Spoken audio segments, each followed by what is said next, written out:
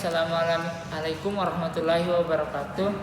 Saya perwakilan dari kelompok 4 ingin memaparkan hasil diskusi kami yang berjudul Manajemen, Perubahan, dan Pengembangan Organisasi.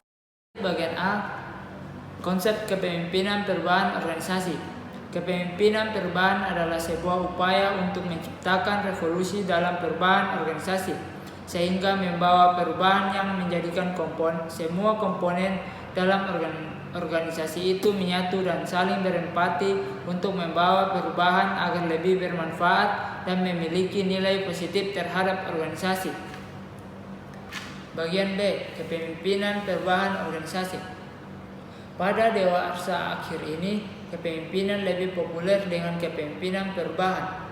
Richard L. Duff mengemukakan konsep kepemimpinan dalam satu definisi saja, yaitu kepemimpinan adalah merupakan suatu pengaruh hubungan antara pimpinan dan pengikut yang bermaksud pada perubahan dan hasil nyata yang mencerminkan tujuan bersama. Dari definisi tersebut tercatat 7 unsur yang esensial dalam kepemimpinan.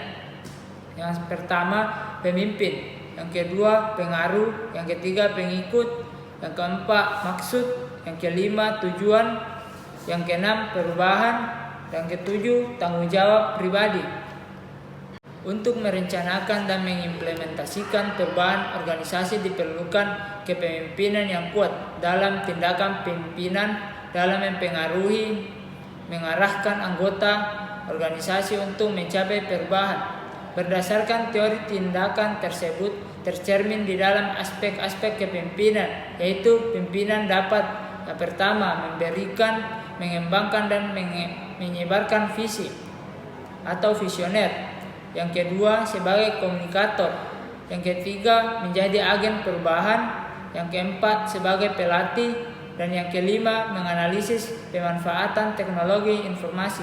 Bagian C, klasifikasi kepemimpinan perubahan organisasi.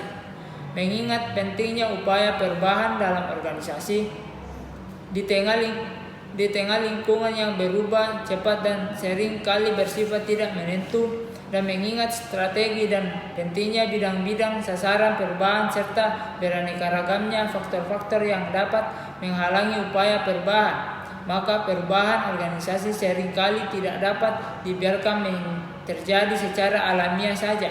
Perubahan seringkali perlu dirancang, direkayasa dan dikelola oleh suatu kepemimpinan atau leadership yang kuat, visioner, cerdas, dan berorientasi pengembangan. Dengan kata lain, kepemimpinan sebagai agen perubahan. Pemimpin perubahan harus kuat, baik dari segi otoritas yang dimiliki maupun dari segi kepribadian dan komitmen, karena memimpin perubahan dengan segala kompleksitas permasalahan dan hambatannya merupakan power, keyakinan, kepercayaan diri, dan keterlibatan diri yang lebih. Seorang pemimpin tidak boleh bersikap impersonal atau tidak pribadi, apalagi pasif terhadap tujuan-tujuan organisasi, melainkan harus mengambil sikap pribadi dan aktif. Dengan begitu ia tidak akan mudah patah oleh hambatan dan perlawanan. Ia justru akan bergairah menghadapi tantangan perubahan yang dipandangnya sebagai batu ujian kepemimpinannya. Bagian 2, pemimpin perubahan harus visioner, karena ia harus sanggup melihat cukup jauh ke depan ke arah yang mana bahtera organisasi harus bergerak.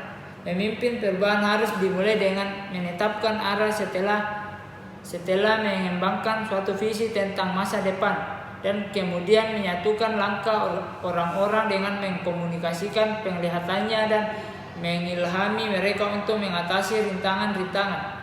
Semua itu dilakukan tanpa harus bersikap otoriter, namun meski ia mengundang partisipasi pemikiran dari anggota, tongkat kepemimpinan tetaplah berada di tangannya. 3. Pemimpin perubahan harus memiliki kecerdasan, karena tanpa kecerdasan yang baik, ia akan mudah terombang-ambing dalam kebingungan. Kecerdasan sangat diperlukan karena pemimpin harus pandai memilih strategi dan menetapkan program perubahan dan mengilhami teknik-teknik pengatasan masalah yang sesuai dengan situasi dan kondisi organisasi yang ada beserta dinamikanya. Kecerdasan yang diperlukan dalam hal ini adalah kecerdasan yang multidimensional, yang pada intinya meliputi kecerdasan intelektual, kecerdasan emosional, dan kecerdasan spiritual. Dengan kecerdasan intelektual berarti ia memiliki pengetahuan, wawasan, dan kreativitas berpikir yang diperlukan. Dengan kecerdasan emosional berarti ia pandai mengelola emosi diri maupun emosi orang lain, sehingga proses perubahan dapat berjalan efektif. Dan dengan kecerdasan spiritual berarti ia memiliki kesadaran etis yang tinggi sehingga tujuan perubahan tidak semata demi peningkatan efektivitas organisasi, namun juga demi tertunaikannya tanggung jawab moral dan etika kepada semua pihak yang berkaitan dan berhubungan dengan organisasi. Pemimpin perubahan harus memiliki orientasi pengembangan, yaitu kepemimpinan yang menghargai eksperimentasi, mengusahakan munculnya gagasan-gagasan baru, dan menimbulkan serta melaksanakan perubahan. Pemimpin demikian akan mendorong ditemukannya cara-cara baru untuk menyelesaikan urusan, melahirkan pendekatan baru terhadap masalah, dan mendorong anggota untuk memulai kegiatan baru. Dengan demikian dapat disimpulkan bahwa di tengah gencarnya perubahan lingkungan, tanpa upaya perubahan organisasi yang tepat di bawah kepemimpinan yang kuat, visioner, cerdas, dan berorientasi pengembangan, suatu organisasi akan berjalan terseok, bahkan mungkin akan mati di derak kuatnya arus perubahan. Maka untuk tetap bertahan, suatu organisasi harus terus berubah. Lanjut ke bagian D, menganalisis strategi dan peran pemimpin perubahan organisasional di bidang pendidikan. Yang pertama, akselerasi perubahan di masa depan. Menurut Drucker, setiap pemimpin organisasi harus menjadi change leader.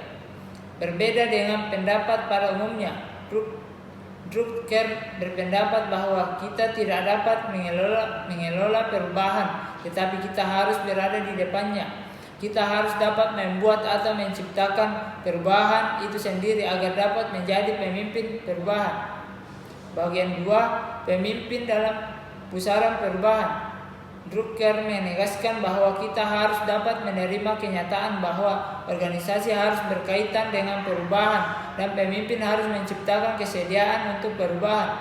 Pikiran manajer dikonsentrasikan pada mengetahui bahwa produk saat ini akan ditinggalkan dalam 2 tahun lagi. Apabila tidak dilakukan perubahan, maka tidak akan ada inovasi. Akan tetapi inovasi akan pekerjaan yang berat, memerlukan beberapa tahun sebelum kelihatan hasilnya. Menurut Drucker, tidak hanya kekurangan dalam kreativitas untuk mendorong terjadinya penciptaan perubahan. Ia tidak menganjurkan terlalu banyak melakukan studi dengan pengalaman yang telah dimiliki. Lebih baik langsung dengan mencobanya. Bagian 3, langkah pemimpin perubahan. Pemimpin harus mampu mempengaruhi seluruh organisasi dengan pola pikiran bahwa perubahan adalah peluang dan bukan hambatan. Menurut Drucker, kita harus mempunyai seseorang di puncak dan menyenangi sesuatu yang tidak terduga. Di sisi lain kita tempatkan 1-2 orang untuk mengerjakan. Kepada mereka di puncak organisasi perlu diberi tahu bahwa mereka dibayar tidak hanya untuk menjadi pandai, tetapi untuk menjadi benar.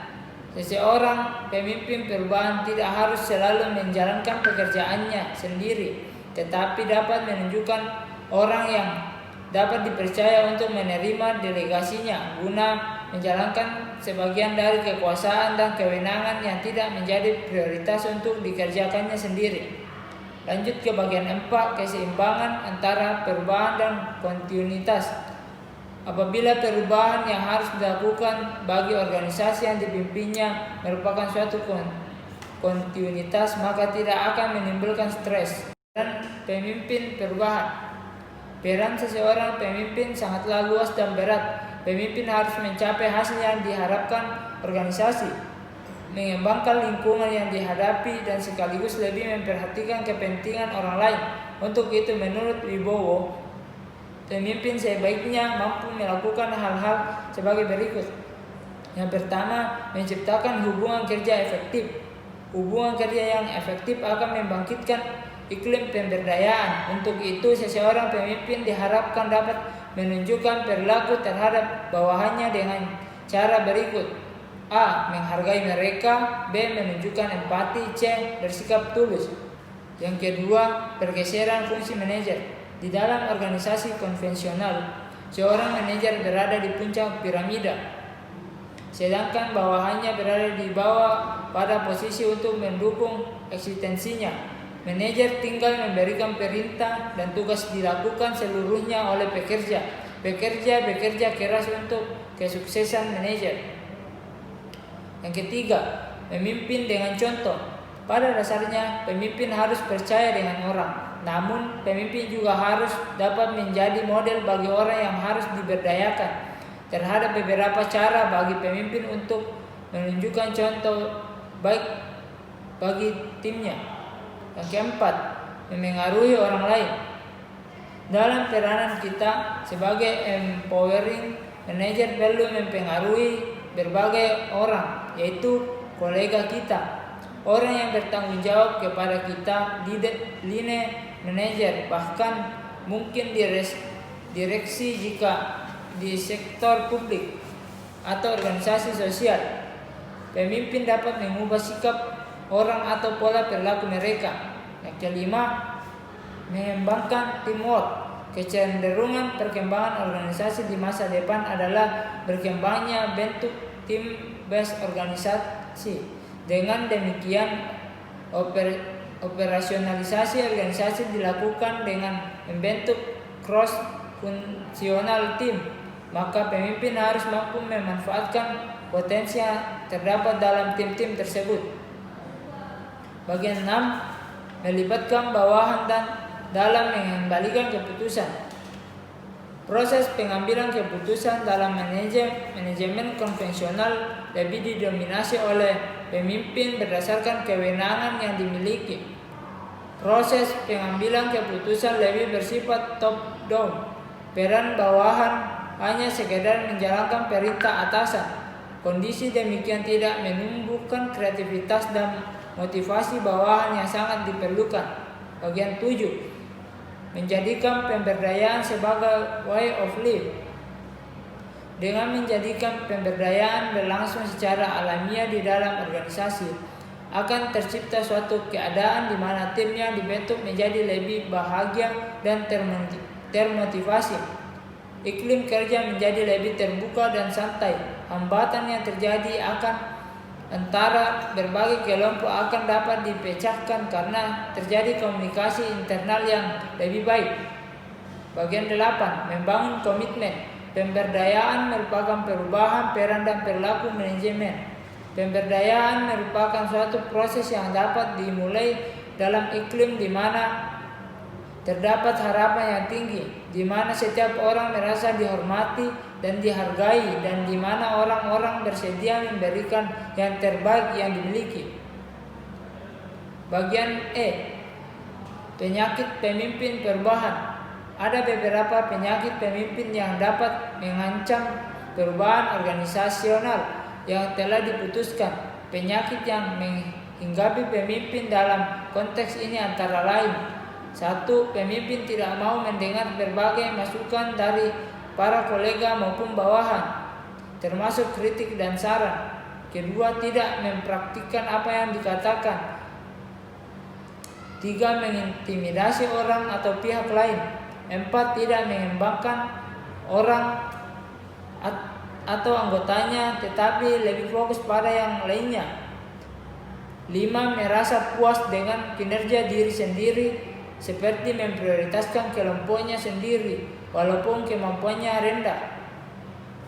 Lanjut ke bagian F, pembelajaran bagi pemimpin perubahan. Beberapa pembelajaran bagi pemimpin perubahan yang dimaksud antara lain: 1. Perubahan pola pikir yang menunjuk pada perubahan kerangka pikir mesin atau lama problem solving, siap hadapi tujuan dan memulai dengan gairah atau semangat yang baik. Bagian 2, memberikan dorongan kompetitif dan pembelajaran alam jangka panjang. 3, memiliki skill, imajinasi, profesionalisme, dan keterbukaan berkolaborasi. Sekian materi yang cepat kami paparkan, kurang dan lebihnya mohon dimaafkan. Assalamualaikum warahmatullahi wabarakatuh.